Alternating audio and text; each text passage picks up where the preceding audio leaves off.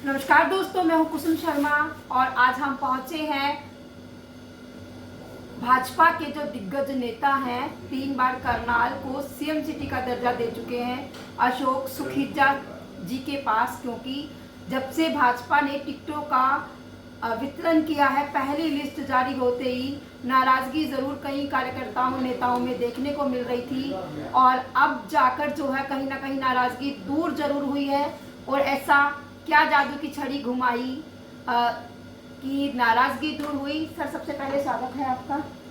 धन्यवाद। मैं आपके चैनल का आभार व्यक्त करता हूं कि आपने करनाल की प्रत्येक घटना को जनता तक पहुंचाने का काम किया है और मैं आपके चैनल के माध्यम से सभी दर्शकों का अभिवादन करता हूं, अभिनंदन करता हूं। जहां तक आप नाराजगी की बात कर रहे हैं, क्यों नाराजगी स्वतः दूर हो जाती है। प्रत्येक कार्यकर्ता के मन में कहीं ना कहीं टीस जरूर होती है जब कोई भी निर्णय होता है और जिसकी वो अपेक्षा करता है कि ये निर्णय मेरे पक्ष में होगा, तो वो ना होने पर कहीं मन में भारीपन जरूर आता है। परंतु जीवन भर 57 वर्ष के जीवन जो पार्टी में हमने लगाए हैं, संगठन में लगाए हैं, वो निस्वार्थ भाव से लगाए हैं। हमने स्वार्थ की राजनीति नहीं की, विचारधारा की राजनीति की है। अपनी विचारधारा को आगे बढ़ाने के लिए और इस चुनावी समर में अपने विरोधियों को परास्त करने के लिए पराजित होकर एकजुट होकर के पार्टी के काम को हम करेंगे। जो नाराजगी है, जो नाइंसाफ़ी है, जो अन्याय की हम बात करते हैं, उसके लिए फिर अपने परिवार में बैठ के हम बात करें।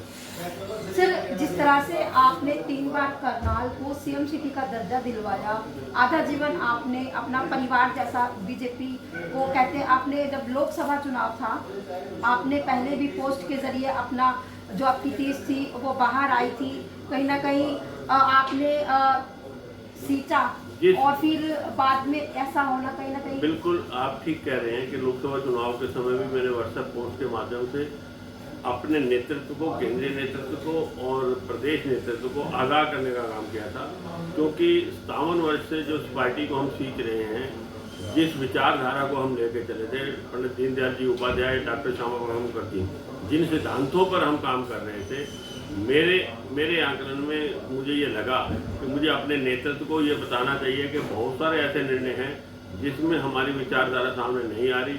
हमारे कार्यकर्ता जो मूल कार्यकर्ता हैं उनकी कहीं अनदेखी हो रही है। मैंने ये हेडिंग लिखा था कि अपने मूल कार्यकर्ताओं की अनदेखी कहीं भारी ना पड़े, और वो मुझे ये लगता है कि हमारे नेतृत्व ने संज्ञान भी लिया है।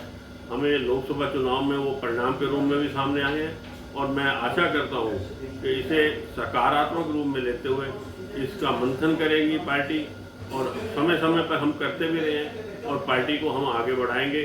जनता का विश्वास जीतेंगे।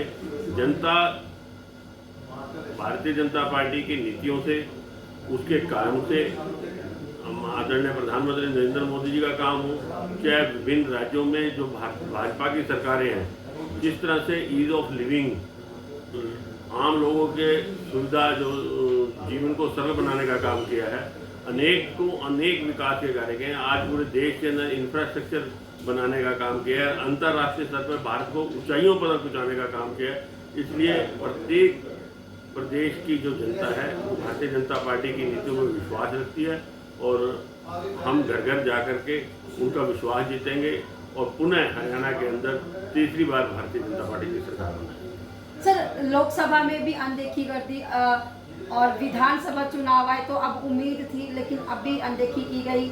मेयर मैम भी नाराज चल रहे थे। उन्होंने सर्व समाज का जो बैठक बुलाई थी उसमें अहम निर्णय लेना था, वो भी समर्थन कर चुके हैं। आपने भी समर्थन कर दिया, आपका नाम उन्होंने भी लिया था कि आप इस जगमोहन आनंद जी की बजाय अशोक सुखीजा जी को दे दीजिए, टिकट संजय बटला जी को दे दीजिए, या आप खुद चुनाव लड़िए। तो हम पूरी जो है हमारी पार्टी है वो आप करनाल से जो बीजेपी का संगठन है वो फिर से चुनाव लड़ेंगे। अब नाराजगी दूर हो चुकी है।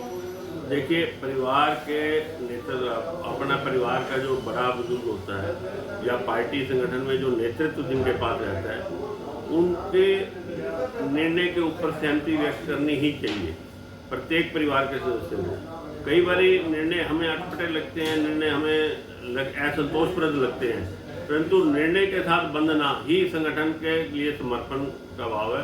उस भाव के साथ हमने उस निर्णय को स्वीकार करते हुए पार्टी के संगठन के लिए काम करना और देश की भलाई के लिए राष्ट्र प्रथम उस विचारधारा को लेकर के हम हमारे लिए व्यक्तिगत कुछ नहीं, स्वार्थ कुछ नहीं, राष्ट्र सर्वप्रथम है, इस भावना के साथ हम काम करते हैं। जिस दिन नामांकन भरा विधानसभा करनाल प्रत्याशी जगमोहन आनंद जी ने जनता किराए की लग रही थी, ऐसा रुझान आने शुरू हो गए हैं, ऐसे टिप्पणियां भी आ रही हैं कहीं। ऐसे जी विपक्ष ने 10 साल, पिछले 10 साल कोई भी सही आरोप या कोई मुद्दा उनके पास नहीं है।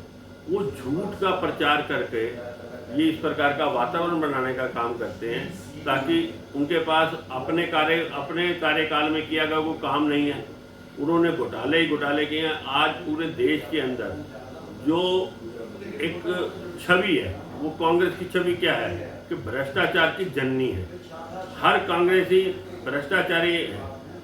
आप ये देखिए कि 10 वर्ष के भारतीय जनता पार्टी के शासनकाल में क्या पॉलिटिकल टेरर नाम की कोई पूरे प्रदेश में, पूरे देश में कहीं बात थी? जबकि उससे पहले 1966 से जब से हरियाणा बना है, किसी भी राजनीतिक पार्टी की सत्ता रही है, उनका पॉलिटिकल टेरर समाज के अंदर है। क्या भारतीय जनता पार्टी का एक भी कार्यकर्ता किसी प्रकार की दलाली करता नजर आया? जबकि उससे पूर्व में अगर आप आकलन करेंगे, हमारे जितने सीनियर सिटीजन हैं वो आकलन करेंगे, तो हमेशा हर उस राजनीतिक पार्टी का जिसकी सत्ता रही है उसके कार्यकर्ता हमेशा विभिन्न दफ्तरों का भ्रष्टाचारी का दलाली का काम करते रहे। ऐसे ही वो झूठा प्रचार करके इस प्रकार के झूठी बातें फैला करके अपने पक्ष में वातावरण बनाना चाहते हैं। करनाल की जनता, देश की जनता बहुत समझदार है, हर झूठ और सच को समझती है और सही के साथ वो निर्णय लेती है। वो अपने मत का अधिकार जो है उसने पूर्व में भी जब भी यहाँ पे कोई भी चुनाव हुआ है, भारतीय करनाल के मतदाताओं ने बड़ी सूझबूझ के अपना परिचय दिया है और बड़ी सोच समझ के अपने मत का उपयोग किया है। वो अब भी करने वाली है। जिस तरह से मतभेद दूर हो चुके हैं, नाराजगी दूर हो चुकी है, अब करनाल विधानसभा की जो भाजपा परिवार है वो एकजुट होकर लड़ेगा चुनाव। बिल्कुल लड़ रहे हैं। आप बताओ, कोई एक करे। आपने स्वयं कहा कि हमारी पूर्व में मेयर रही रेणुबाला गुप्ता जी, मैं स्वयं और भी अन्य जो टिकट की अपेक्षा करते थे, चाहे मुकेश अरोड़ा जी हो, चाहे संजय बटला जी हो, चाहे कृष्ण गर्ग जी सीनियर मेयर हो, या जो भी हमारे साथी थे, सब पूर्ण रूप से पूरा करनाल का संगठन पूर्ण रूप से भारतीय जनता पार्टी के लिए जो भी उसके जिम्मे काम लगाया वो उसे करने में तत्पर है। दोस्तों, ये हमारे साथ जुड़े हुए थे भाजपा के बड़े नेता अशोक सुखीजा जी, जिन्होंने करनाल को 3 बार सीएम सिटी का दर्जा दिलवाया, पार्टी को अपने खून से सींचा, क्योंकि बहुत ही बड़े और पुराने नेता है, काफी समय यानी कि आधा से ज्यादा जीवन इन्होंने भाजपा को दिया। और मैं अपील करूंगी, इनका कहना है कि इस बार तीसरी बार भी कमल का फूल जो है अब करनाल विधानसभा में खिलने वाला है। तो दोस्तों, अपील करूंगी वीडियो को ज्यादा से ज्यादा शेयर करना, कमेंट बॉक्स में अपनी राय भी जरूर देना। धन्यवाद।